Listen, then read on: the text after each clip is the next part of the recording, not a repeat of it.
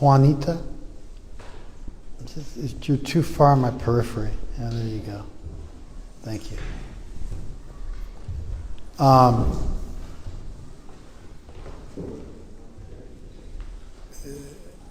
In politics, there's this phenomenon called the Obermann window. The Obermann window,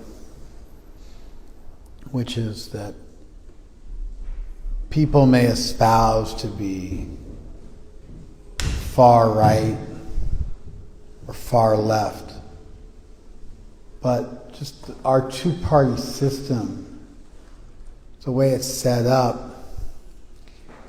47, 48% of the population always votes blue or always votes red. So really,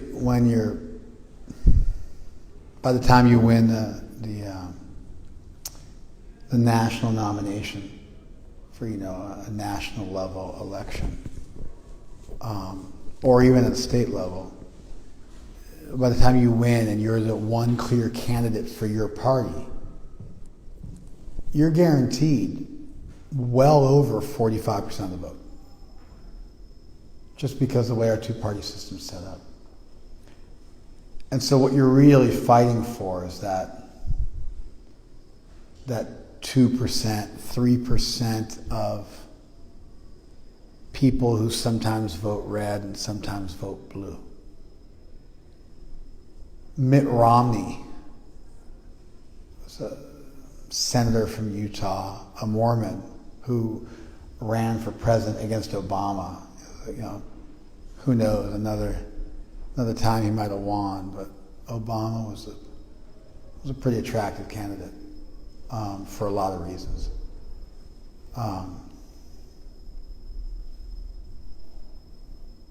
Not the least of which he had an amazing campaign slogan: "Change you can believe in."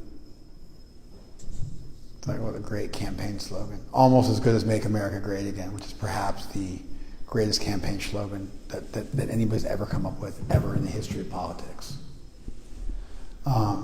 Just from that alone, Trump was almost a shoo-in to win. Bernie Sanders' campaign slogan was "A revolution is coming," something like that. It was awful. Nobody wants that. You don't want that from your country. You want stability in the U.S. And what's her face? Forgive me. Hillary Clinton. She changed her campaign slogan multiple times, which is never a good sign. You couldn't put enough time in to get it right the first time. I mean, it's not like a small thing. It's all people remember, practically speaking, of your campaign. Anyway, Mitt Romney gave a famous speech that he got skewered for in the press, and he made just the observation I made now. Some big, ritzy dinner, $10,000 plate dinner. He's like, 48% we don't have to worry about. It's just that last 2%. That's all we're catering to. The rest of them, we don't care about the rest of America. We don't care about the rest of those people. And although that's true from a vote counting perspective, you got to be careful about the optics. And somebody recorded him saying that, and he got skewered in the press for it. Because although it's true, a politician should never say, "We don't care, they don't matter." 95% of the country doesn't matter. Nobody wants to say that. You're supposed to say, "We care about every American equally." You have to say that kind of stuff. That has to be what you get recorded as saying.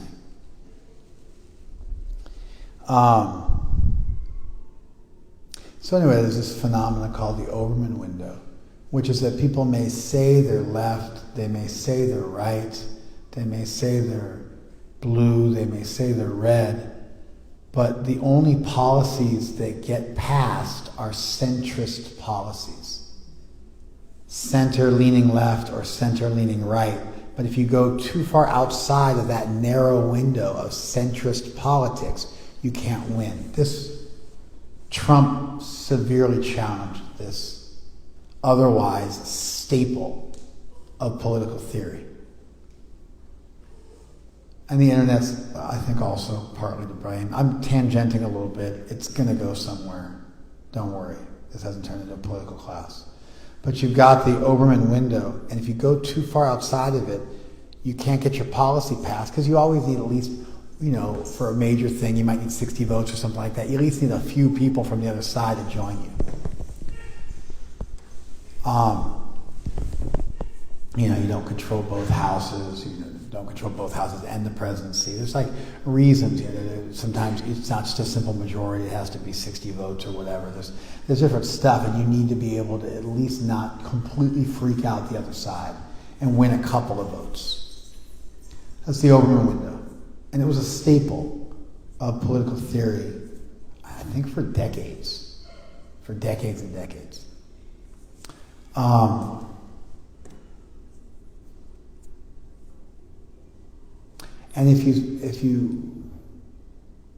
but anyway, it's changed. And it used to be that you had to be kind of in the middle, but recently, really largely as a result of the internet and the algorithm and the monetizing of the internet, they've found that extreme content gets more eyeballs because it's clickbaity. And so if you lean right and you search, whatever, current affairs, they start showing you more and more conspiratorialist content. Pretty soon you think, the Illuminati and the lizard people from the center of the earth are, you get out there, because it just keeps showing you more and more extreme content to keep you transfixed, because the longer, the famous thing they say, if there's no mark, if you can't spot who the mark is the person who's being conned. If you can't spot who the mark is, then you're the mark. Yeah. And so it's all this great free content online is because people get paid by your eyes being fixed to the screen. Because advertisers pay to get you to look at their stuff. And so the longer they can keep you, that's why, the whole, the binge watching, Netflix, and they just get you to watch. They just start the next movie. You can just, there was a Jane's Addiction video. They recently played the Hollywood Bowl with a band called Smashing Pumpkins. I don't even know. It's some dumb sounding name for a band. But of course, Jane's Addiction sounds really dark, but they were a great band from the 80s. And they had a video they showed, and at the end of the video, with all VHS tapes, it would just go to fuzz eventually. That would just be fuzz on your screen after the video finished. Jane's Addiction video, it was wild, because after about 5 minutes of fuzz, it came back to Perry Farrell, who was the lead singer, who was a heroin addict and branded himself in the 80s, like full gnarly brands all over his body, which doesn't even seem that extreme anymore. But back when he did it, it was pretty darn extreme. And he's like, come on, all you heroin addicts. Because he came back on the video 5 minutes after it went to fuzz.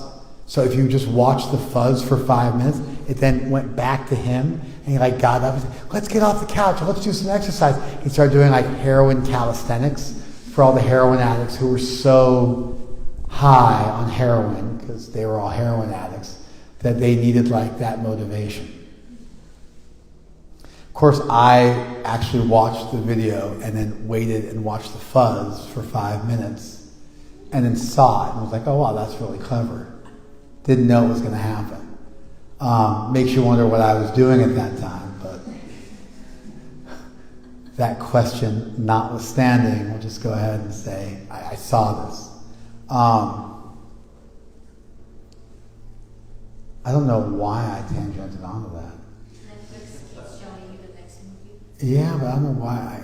I did get there, but how did that turn into Jane's Addiction? Oh, there you go.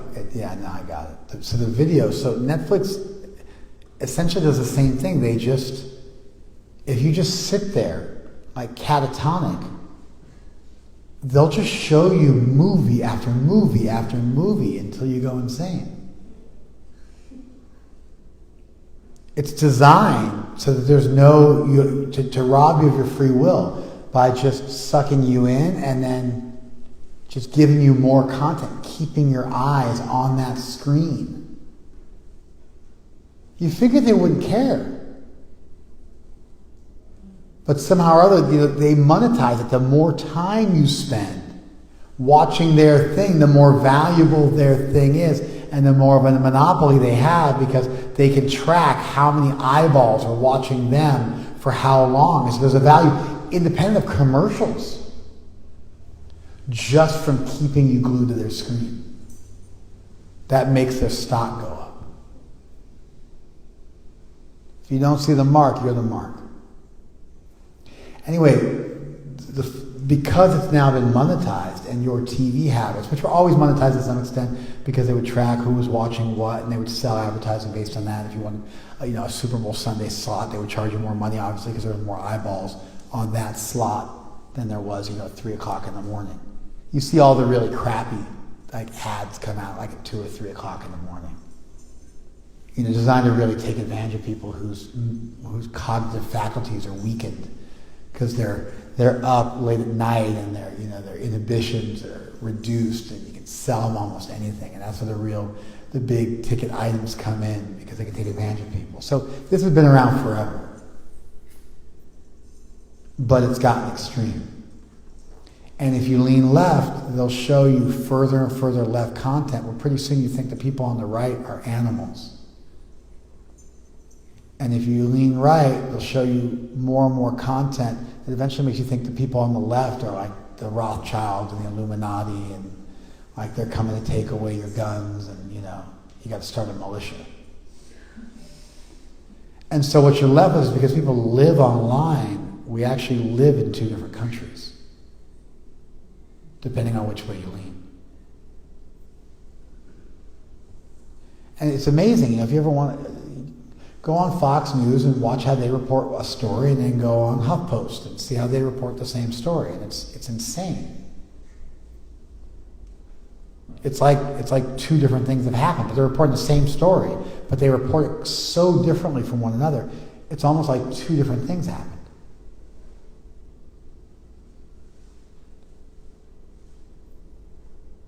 And of course, it's Fox News, bizarrely, is now more kind of centrist right politics because there's even more extreme stuff out there.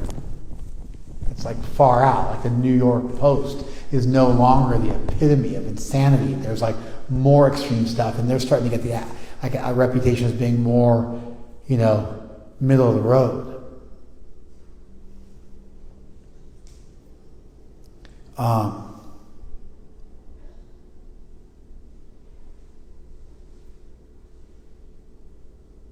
So yeah, the world has changed, and people get sucked into, if they're right, this has never happened before, but it's starting to be that if you want to win, the more extreme you are, the more likely you are to win. It was never the case. You didn't have total whack jobs running for office and winning. It's like a new phenomenon. Trump kind of blew the whole thing up. Bizarrely, I lost my train of thought where I was going to go with this. I'll find some way to make it seem like I had it all figured out. I remember. There used to be this phenomenon called the blue dogs. You guys know what the blue dogs are?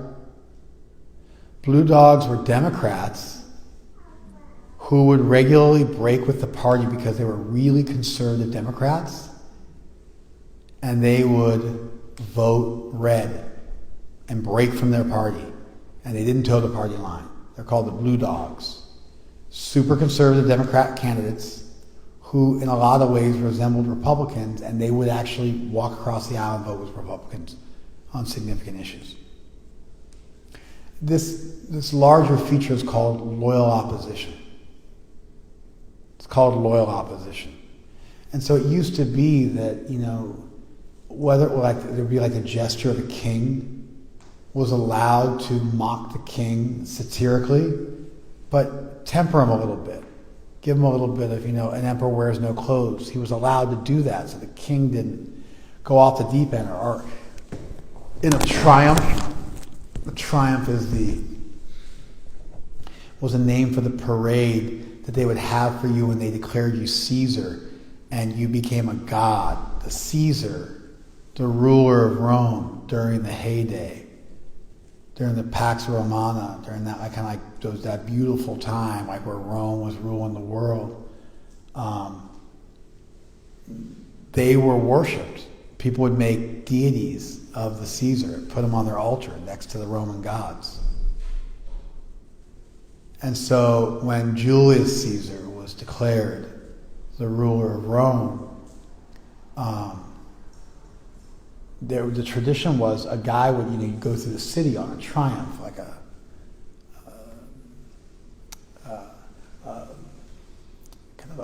victory lap. And there'd be a guy in the chariot next to you. And his job was to whisper to you, "You're only a man. You're only a man." So it wouldn't go to your head. So you've got, within a given party or within a given group, you have the loyal opposition. They're in your party, but they're holding you accountable. And it acts as a temper and stops you from swinging too far. Or the court jester, or the ministers to the king, or elders in the village, or a court of appeals. Most people don't know. You might think a judge enjoys absolute autonomy if you're a criminal in a courtroom, right? Do any of you guys think that? No? So you guys are all way more educated than I am. I used to think that judges enjoyed an almost like superlative degree of autonomy, but it's not true. They have case law that they have to follow, and if they hand down punishments or break from the rules of law, you'll win on appeal, and it will count against them, and they will severely curtail or ruin their career. Alito just did some leaked some information to the press at the Supreme Court level, which is interesting because there's no one that acts as oversight in the Supreme Court really. And so now the Supreme Court is stonewalling inquiries, congressional inquiries into them.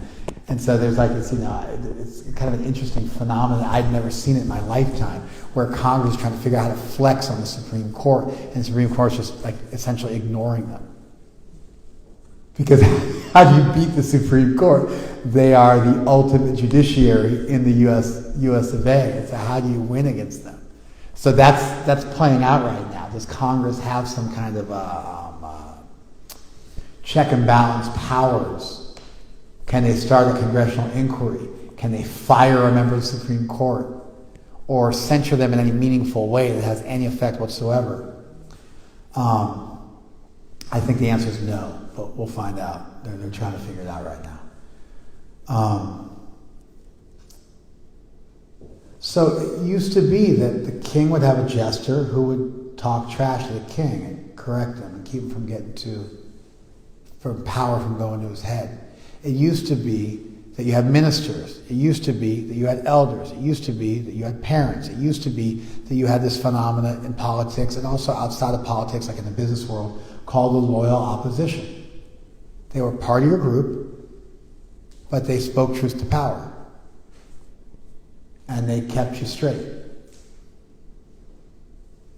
And you find these voices in religious texts. Like if you look at the Hebrew Bible, for example, At a certain point in the book of Hosea, God says, my belly is filled with burnt offerings, the burnt animals that they would sacrifice.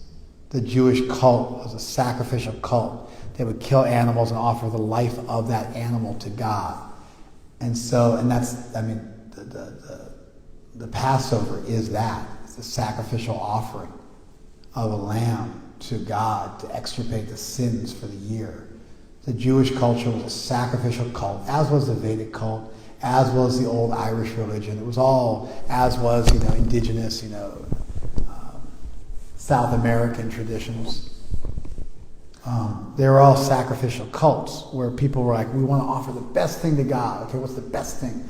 Life itself. Well, how do you offer life itself? You kill somebody ritually, and then you're offering that life to God. So there's a statement in the book of Hosea, and God says, my belly is filled with burnt offerings, and I will not accept them anymore. For I desire mercy and not sacrifice. Jesus actually quoted that in the New Testament. He quoted a number of texts from the Old Testament, from the Hebrew Bible. This is one of them, maybe a dozen, and this is one of them. It's a fairly important verse for the Christian revelation, because Jesus himself was the Lamb of God. So he became the sacrificial lamb. And now what was an animal sacrifice became a human sacrifice, because the sins of man became so great that a human had to be sacrificed. And actually Christianity really is the evolution from animal sacrifice to human sacrifice, but the same sacrificial motif is retained.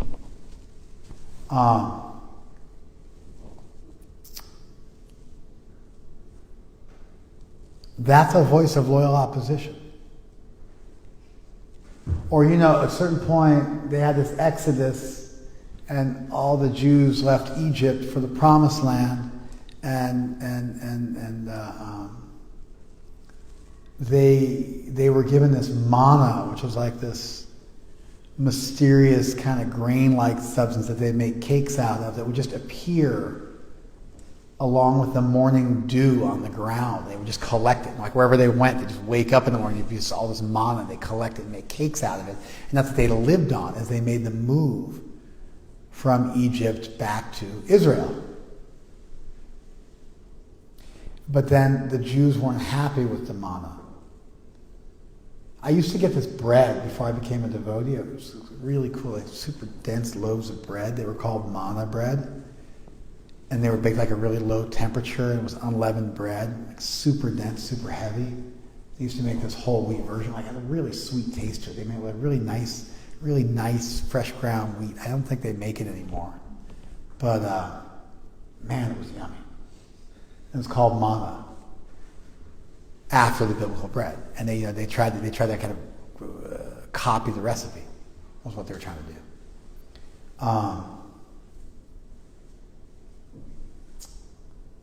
And so the Jews weren't happy eating the manna. And so they complained to Moses, who went and asked God, hey, they're not happy. They don't want the manna you're giving them, they're not grateful. They want meat. This is in Numbers 11. It's in the Hebrew Bible. And God says, I'll give them so much meat, they won't know what to do with it. I think that's actually a direct quote. I actually think that I said that. I'm paraphrasing, but it actually might be the quote. And he says, but they'll die while it's still in their mouths. And so then all these quails flew off course, like really low to the ground. And people were just grabbing the quails like out of the air and like eating them. Some kind of just like weird like Roman orgy of like meat eating or something like that. It's just like weird, like almost what's that Roman ruler who's famous for being totally debauched? Caligula. It's like a Caligula type scene of just like debauched meat eating. And then I guess they were poisoned, and so they all started dying.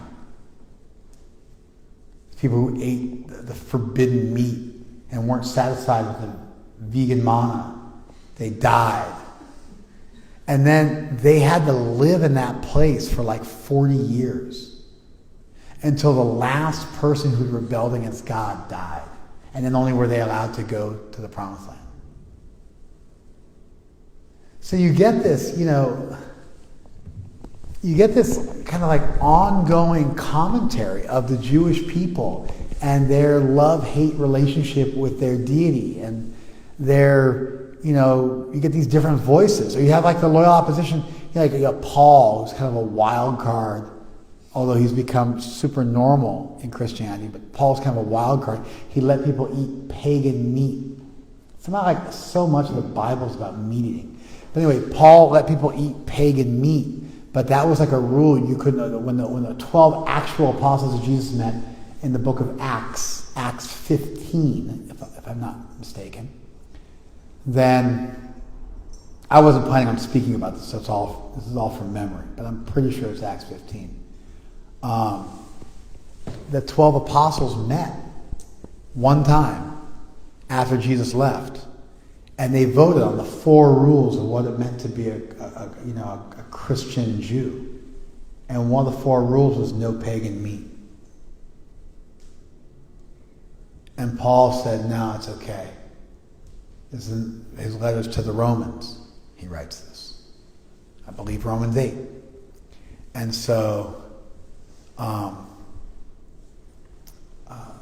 he says, no, it's okay. You can. He also makes an interesting statement that, to respect the vegetarian Christians. He actually made a point to say, if someone doesn't eat meat, don't be offended. If someone does want to eat meat, don't be offended, because obviously there were a significant contingent of Jewish people under Jesus, the Nazarenes, the Essenes, the communities Jesus was a part of were all vegetarian. And so he was trying to, not push the Romans too far and let them become Christians without having to give up eating pagan meat.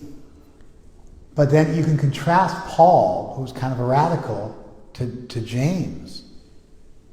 And Paul would talk about how it's just faith, doesn't matter what you do. And James said, no, faith without works is dead.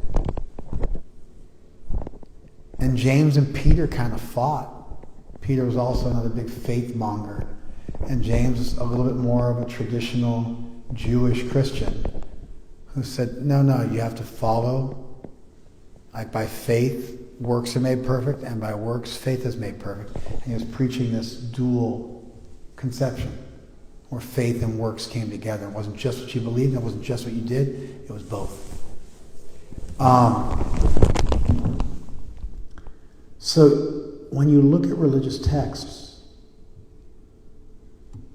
if they're done right, you find this loyal opposition oftentimes within the text.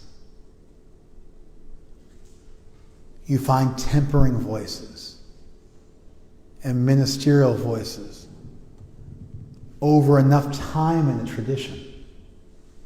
They start to work this stuff out. And you get this, kind of movement towards sanity and rational thought and like centric thinking, centrist thinking. It's an unfortunate state of affairs that now you become popular by being completely, extremely to one side. And the reason is because people are getting this content, and so that gap between the people is starting to become more extreme because you're literally living in 2 different worlds. So you think you're in like a mid-level Republican, but you're actually like way over here because you're getting content that's like over there. Your content's like at the wall. And so you're like here, but that used to be extreme. It used to be that this was like centrist, but now that's centrist because the extreme voices are over by the wall, and the same thing on the other side. And so just because of what gets people to click, and what baits people, and what gets eyeballs, and what gets people excited, because that's just getting more and more extreme. It's like people watch pornography, and like they just get more and more extreme in their habits. Or people start to like get a sex addiction going on.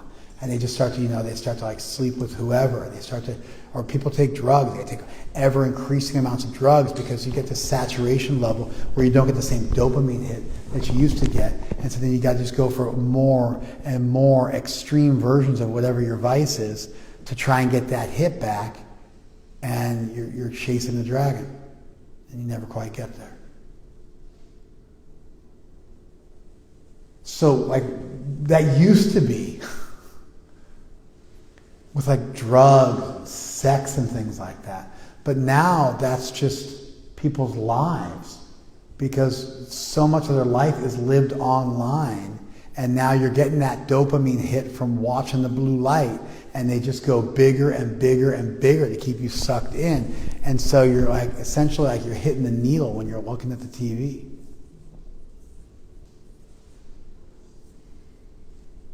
You guys follow this?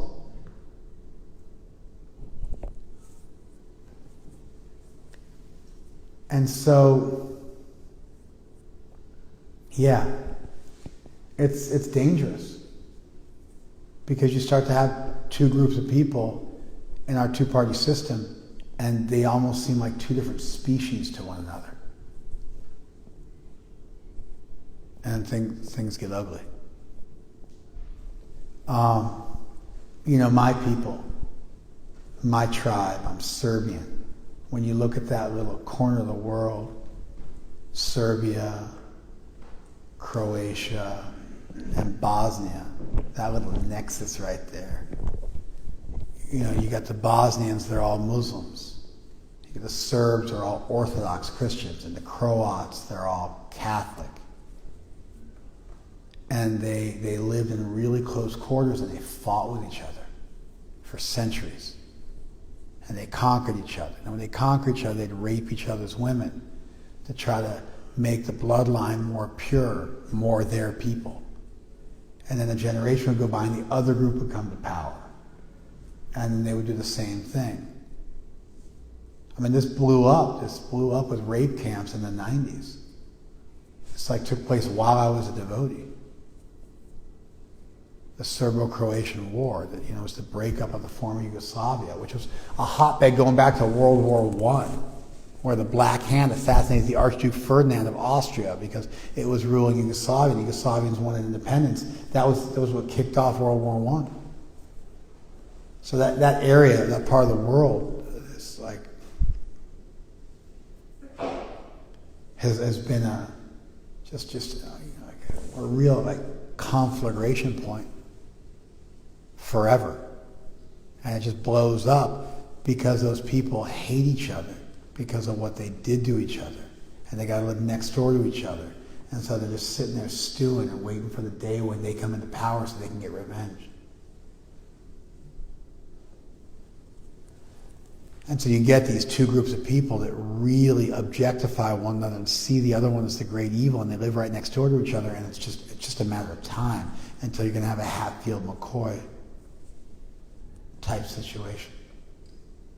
Some kind of a blood feud, which then gives, fodder for the next blood feud, fodder for the next blood feud. And ad infinitum, just, forever. So it's dangerous to start to see people as wholly other and objectify people and not see that that I'm you and you're me in some sense, because it makes it a lot easier to devalue them. Anyway, this whole loyal opposition thing keeps people safe.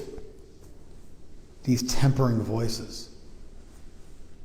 These gesture voices, this little birdie in your ear, angel on your shoulder, elders. It keeps people from going too far, too big, and it pulls you back and keeps you a little bit more in that centrist position, which is a good place to be. And this phenomenon also exists within religion. And in fact, you find verses like this in the Gita. Shri Guna Vishaya Veda Nishcha Gunya Bhavarjuna. The Vedas are about the three gunas. Be beyond the three gunas. Which through transitive logic, if the Vedas are about the gunas, and you're supposed to be beyond the gunas, what else should you be beyond? The Vedas. Yeah, and then on the heel of that verse comes this one. This is the beginning of the Gita, which really establishes kind of like a loyal opposition thing from Krishna, where he critiques the Vedic literature that he is adding to. And the Gita in many ways is a critique or a reformation or a revival or a footnote to or an addendum to the Vedic literatures. Listen to this one.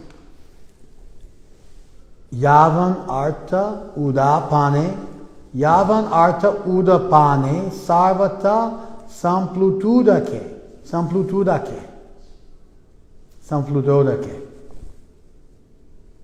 Yavan artha udapane sarvata samplutodake. Tavan sarveshu vedeshu brahmanasya vijanataha. Yavan artha udapane. Udapane, a well of water. Yavanartha, as much value as you find in a well of water. How much value do you find in a well of water if you're in a desert? A lot, right? Yavan artha udapane sarvata samplutodake. Sampluta udake. Sarvata. How much value do you find in a well of water when everywhere there's an overflowing reservoir of water? How much value is there in a well of water if everywhere there's an overflowing reservoir of water? How much value? None. Tavan sarveshu vedeshu. That much value in all the Vedas. Brahmanasya vijanataha. For the Brahman who knows.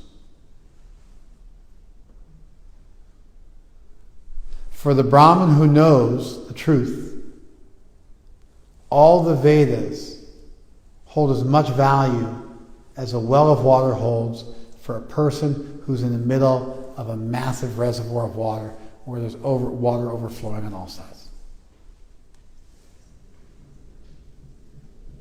Today's Mokshada Ekadasi. Mokshada Ekadasi. It's the Ekadasi that gives liberation. It is the anniversary of the day the Gita was spoken.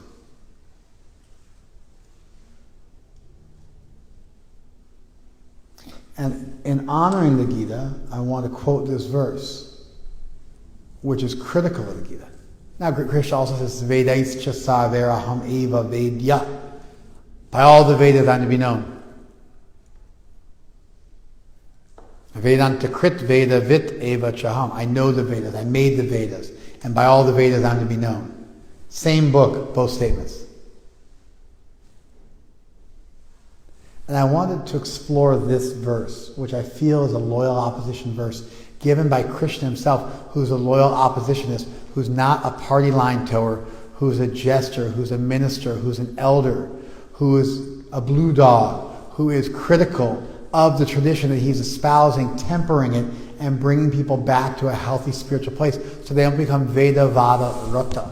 They don't become overly attached to the word of the Vedas. And they have a healthy understanding of their relationship with their sacred text. Do you guys follow that? Okay. I went too big. I kind of dug a hole for myself. I had to dig my way out of it, so it took me a minute. I wanted to do that in about half as much time. And now I have about half as much time as I wanted to do what I wanted to do. I've got 20 minutes left. But I wanted to do my warm-up in 20. I want to just kind of frame out this idea of loyal opposition and how it's all over the place and how you've always got these voices in tension with one another, and it keeps a tradition or a community of people healthy, and it acts as some kind of a police to regulate a given community so it doesn't just start to go weirder and weirder and weirder. And how we're at this weird precipice in history with this just massive deluge of information that we're getting hit with in an almost heroin-like way every single day that just naturally pulls us farther and farther away because you're not getting that regulatory voice. And the value of hearing the other side. Good arguments for the other side. I wanted to frame that out for you guys. It just took me a little longer. I got a little too, I went down that red pill hole a little too far, and it took me a minute to dig myself back out. But that's the point I wanted to make.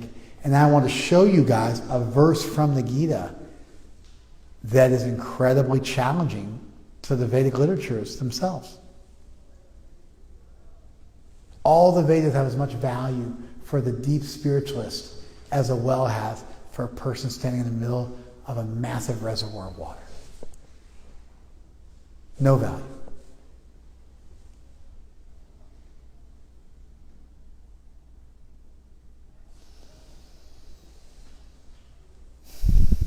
We also find verses like Shastra Yonit Vat. You can only understand the truth, Brahman, from Shastra, from the womb of Shastra. It comes from the womb of Shastra because it tells you a transcendental knowledge about something beyond your five senses that you would never get to on your own. And I want to try to reconcile all of this. How all the Vedas are about Krishna. How you can only understand Krishna through the Vedas. And how the Vedas have as much value as a well of water compared to the spiritual. And you shouldn't get too attached to the words of the Vedas. And you should transcend the gunas and the Vedas because the Vedas are about the gunas. I want to reconcile all these verses. Do you guys follow that? Did you follow that? Let me say it again. The Vedas are about the gunas. They're material. They transcend materialism. It means transcend the Vedas. The Vedas have as much value as a small well compared to a person who's in the middle of a huge lake. And don't be Veda Vada Rata. Don't be attached to the words of the Vedas. They're pushpam vacham. They're flowery language. Bhoga Shvaya Prasaktanam. For the people who are too attached to enjoyment. Because samadhana vidyate, because you won't be able to achieve samadhi.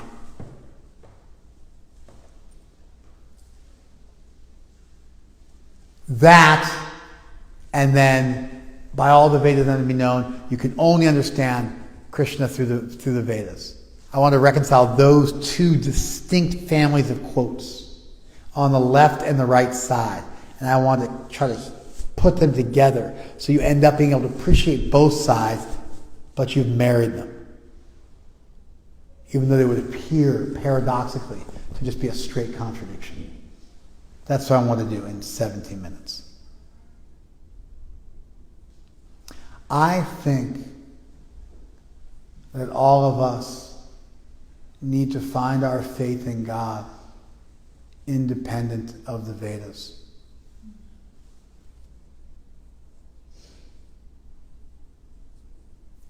Because if you just find your faith in God from a blind adherence to a book and you don't have an experience of divinity, then your tradition just became impotent in one generation.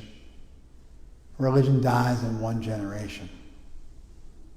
Because if you have no more people who've ever experienced God, then you just have a lab manual with nobody who can show you how to do the lab experiment, or a book on surgery with no one to show you how to do surgery.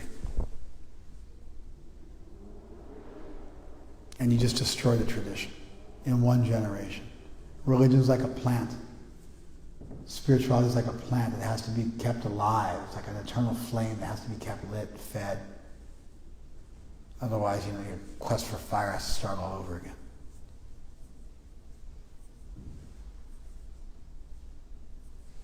And so your tradition is only as good as the people in your tradition who are practicing it, who are exemplifying it, who are living it, who are experiencing it.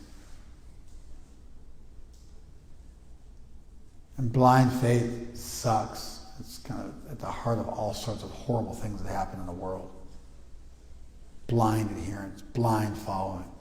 It might work for a kid, a child, but becoming an adult means you have to evolve beyond this kind of blind faith. And so in a lot of ways, we shouldn't even look to our religious texts for faith in God. We should find faith in God by dispassionate looking around the world and noticing consciousness and the irreducibility of consciousness, and noticing the amazing world in which we live. And finding logos in the world. And building on that through abstraction and realizing it makes really good sense that there's a deity. We should find that basic receptivity to God, that openness to God, independent of our spiritual texts.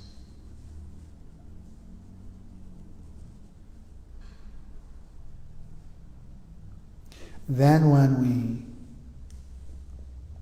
explore the technology, which is really what it is, the spiritual practices outlined in our text, the technologies, the experiments, we'll be able to properly perform them and understand them and appreciate them.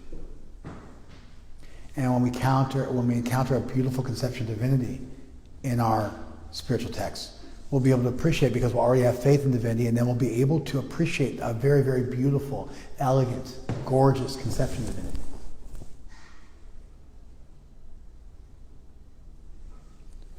But there's some responsibility we have to experience spirituality.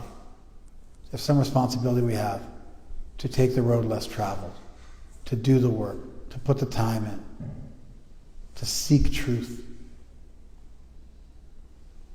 to pursue reality, the beautiful, to look for first principles.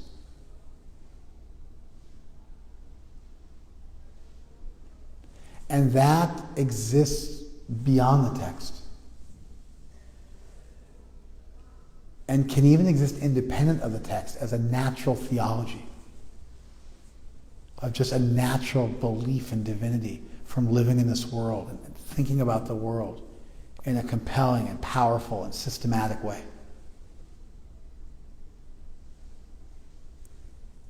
And then the Vedic texts confirm your belief, and they extend your belief. And you have enough language skills to appreciate the beauty in the book. The book's not meant to teach you how to read. The book is meant for a person who already knows how to read.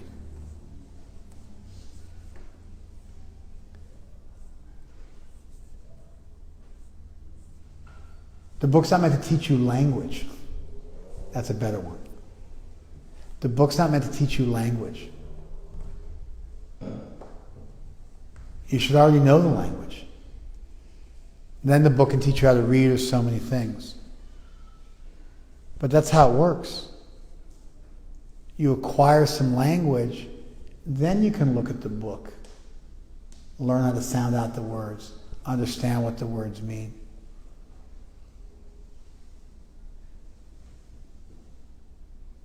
Obviously, you can learn a language through a book written in English that teaches you another language like Spanish, but then the way you're able to do that is because it translates the concepts into English, and it teaches them to you in another language, and you memorize that other language. Or, there's also studying a language versus acquiring a language. Usually acquiring a language is best done without a book, just by conversing with people who speak that language. Like my daughter just met some girl yesterday, Jonathan's niece, and my wife said, are you and this girl friends? Her name's Leela. And my daughter, who's 5, goes, yeah, we're pretty good friends. Yeah, we're pretty good friends. Which is such a nuanced thing to say. It's so American English, and there's a certain coolness in that. But at the age of 5, that's how she's rolling. She's able to say that kind of stuff at the age of 5. She's acquired the language. She's just now learning how to read. You need some language acquisition. Then you can read the book and appreciate, even if that book's about reading. When she sounds out cat, she's, I know what a cat is. You follow? We have some responsibility to learn the language of God, to understand a natural theology, to find some belief, some receptivity, some openness to divinity, which can coexist with doubt, no problem. But it's enough where you're not just blindly adhering to something that could tell you to do anything. And you have a good head on your shoulders, and some logic, and some morals, and some values. And then you go to that sacred text at that, let's say, high beginner level, or at least intermediate beginner level. And then the beauty of that text, the beauty of that tradition, the wisdom, the conception of divinity, the technologies that it offers. You have a framework that you can put those into. You have a framework you can put those into. And you're not just blind.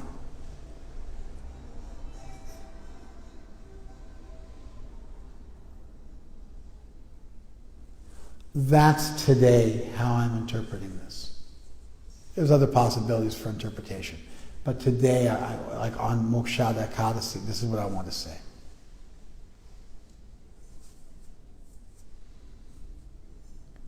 That the verses where Krishna says essentially to reject the Veda, we should reject the blind adherence to the Veda, just like the Jews' blind adherence to sacrificing animals missed it and displeased God. They went too far with it. Too much of a good thing stopped being a good thing.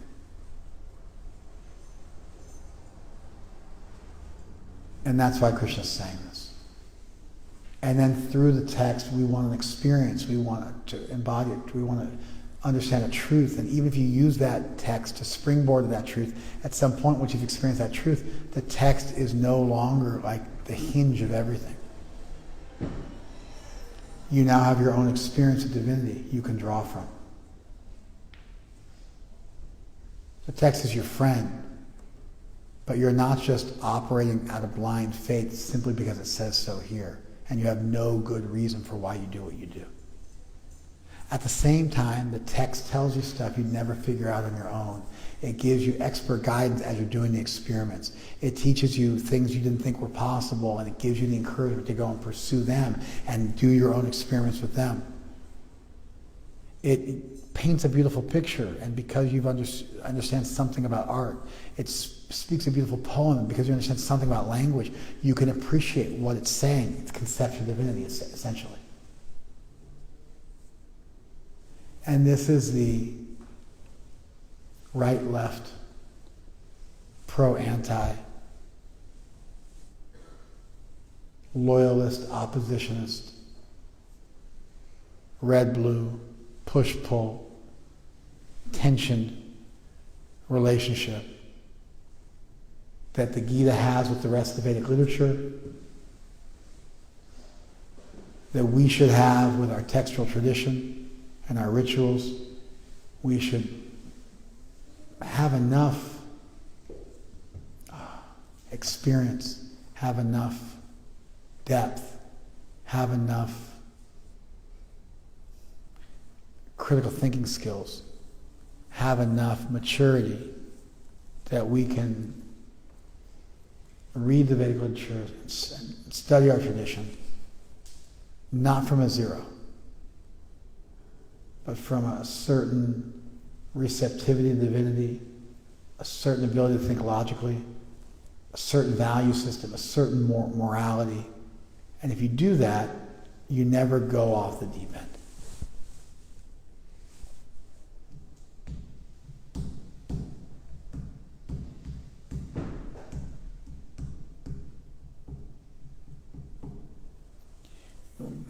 Bizarre versions of your scriptures, bizarre statements in your text, bizarre practices in your tradition, you won't fall for them. You have some kind of a natural temper, a natural loyal opposition, a natural tension, a natural ability to critically discern truth from fiction that you bring with you to everything you do, including the study of your own text.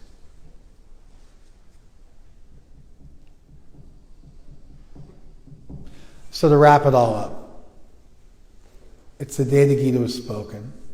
The Gita is an interesting piece of literature because it has crazy verses like this. Yavan artha udapane Sarvata sampluto dake tavan sarveshu vedeshu brahmanasya vijanata.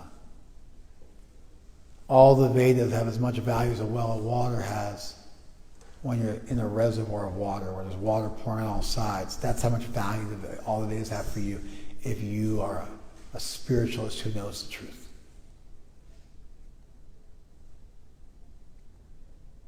And all the Vedas are about me.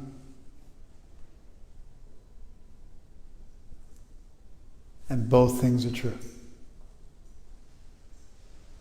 You do find the Krishna conception of divinity in the Vedic literature. It's beautiful. You'd never come up with it on your own if you had a lifetime of Brahma to think about it. It's revelatory. It's just like intensely beautiful. At the same time, it's not that you'll be able to appreciate that beauty if you're just a tabula rasa, a blank slate. We have some responsibility to earn some faith, to find some faith, to experiment, to hone our critical thinking abilities. And this is extremely important. And it's, in my own thought, it's like a loyal opposition. And it's the cure for extremeness on either side. Antinomianism on one side, or it doesn't matter what you do if you believe the right thing. And then extreme ritualism on the other side. It doesn't matter what you think as long as you do the right thing. Extreme ritualism is what you think means nothing. It just matters if you ring the bell the right way. And then over here you have all that matters is your orthodoxy, your proper belief, and you can get away with any damn nonsense and be forgiven. Like those two extremes of only orthodoxy, only orthopraxy. Extreme ritualism on one side and extreme dogmatism on the other side, believing in a dogma. These two things are cured by these kind of reflections, these kind of verses. They're powerful. And it's the cure for what's wrong with the red and the blue, for the direction our country's going in. It's the cure for the Caesar. It's the cure for people getting big heads. It's a cure for people losing themselves, for blind faith, for this and that. It's this ability to walk that razor's edge and venerate a text and appreciate a text. In fact, if you haven't arrived at some kind of natural theology, if you haven't gotten to that place where you can appreciate the beauty of the universe independent of your text, and you've had enough of an experience of Krishna, that you have faith, you won't even really be able to appreciate the Gita. It's a lab manual, devoid of a laboratory. It has little value. It's meant for people who are in the laboratory and who are looking to refine their experiments.